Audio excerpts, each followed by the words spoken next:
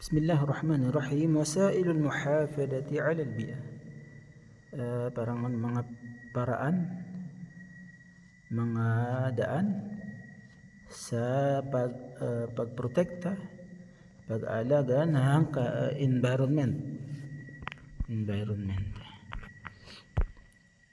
على الإنسان أن يحافظ على البيئة التي يعيش فيها. Kailangan sa mga tao na kanilang alagaan, protektahan ang environment allati ya'ishu biha, kung saan sila ay naninirahan, namumuhay.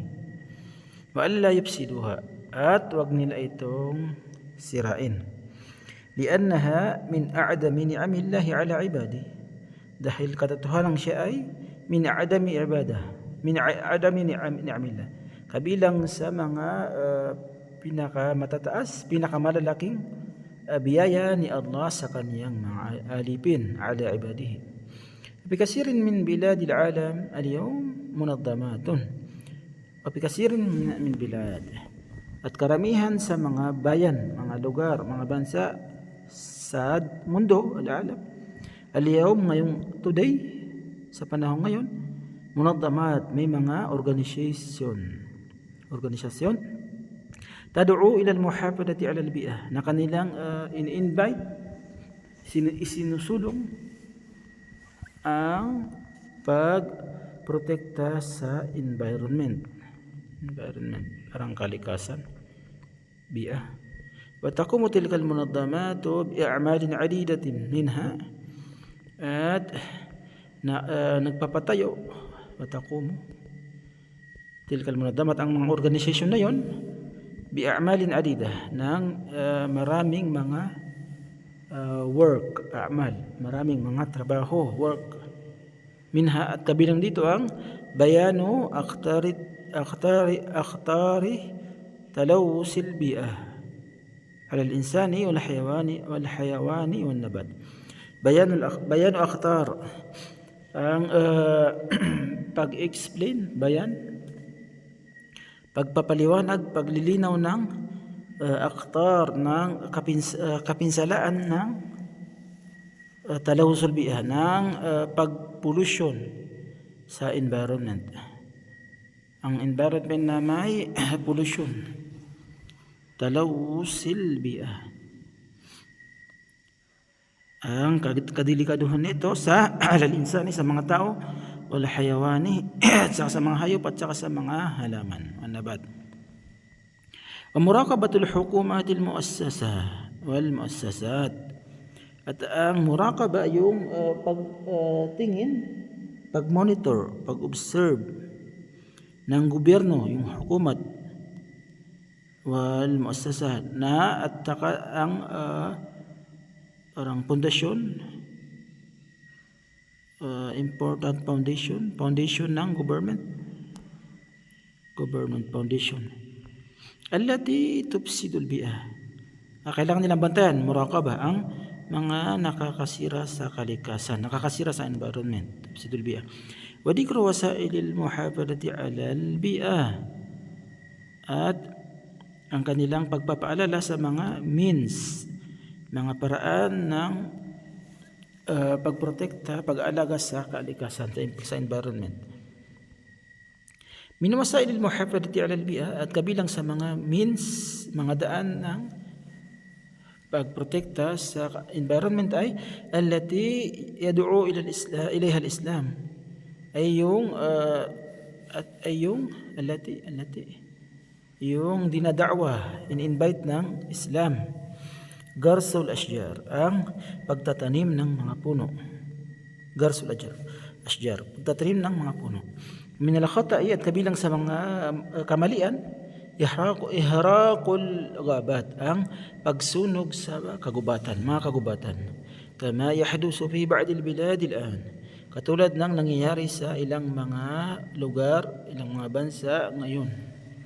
Qala Rasul sallallahu alaihi wasallam, sinabi ng Propeta Muhammad sallallahu alaihi wasallam, in qamatil qiyamah wa bi ahadikum fasilatun, yani nakhlatun saghira, fa in istata'a alla taquma hatta yagrisaha falyagrisha, in qamatil qiyamah, kung dumating ang qiyamah, kung ma-establish qamah, kung ma-establish ang pagkagunaw ng mundo, fi ahadikum, at mayroon sa isa sa inyo, mayroon fi ahadikum, at sa isa sa inyo ay mayroong pasila.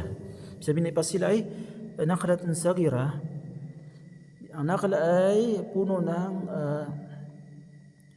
ano ba ito, yung matamis na tumutubo sa yung korma, di ba ang tagal ng korma? Hindi ko maalala. Puno ng korma, ito yung tumutubo sa may init na lugar sa Middle East. At ito yung tamar, parang tamar siya, nakla. Pero siya yung puno. Meron siyang meron siyang maliit na nakla. Ito ay puno ng tamar. Hindi ko maalala yung tamar. Fa in istata'a an la taquma hatta, at kung kaya niya na hindi pa dumating ang qiyamah, na makapag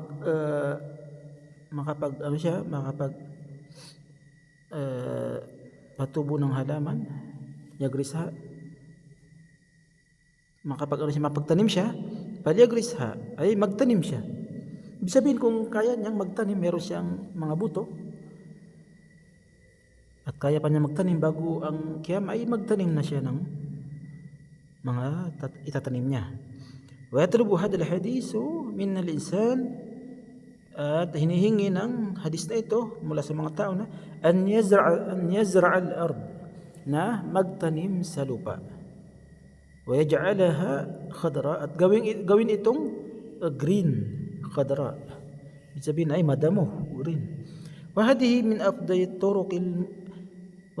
afdalit turuqi lil muhafadati 'ala al-bi'a, at ito ay kabilang sa pinaka maganda, pinakamagandang paraan sa pagprotekta sa environment,